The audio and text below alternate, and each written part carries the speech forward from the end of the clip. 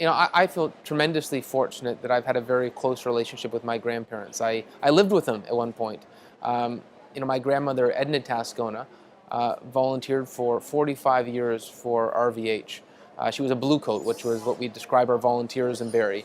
And her volunteer certificate she kept in her room. And when she passed away, I took the volunteer certificate and put it up in my office in Ottawa as a reminder what it means to volunteer, what it means to give back.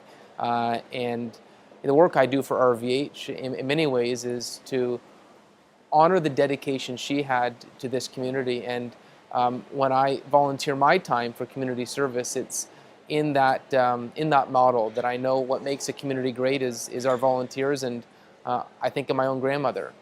In terms of my grandfather, he was larger than life. He could hold court wherever he was. He was comical, he was engaging.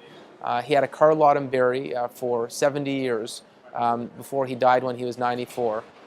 And he worked every day.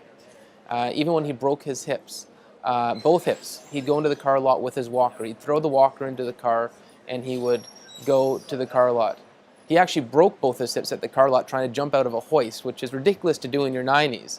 But when people say, where do you get your work ethic? I say, I get it from my grandfather. He taught me that in life there are no shortcuts. You make your own luck by working hard. And I'm lucky in my life to have incredible role models like Edna Tascona, like Honest Joe Tascona, my late grandfather. And of course, I'd be remiss not to mention, I do have one grandparent remaining, Teresa Brown, my grandmother in Toronto, who's 100 years old and still as sharp as anything.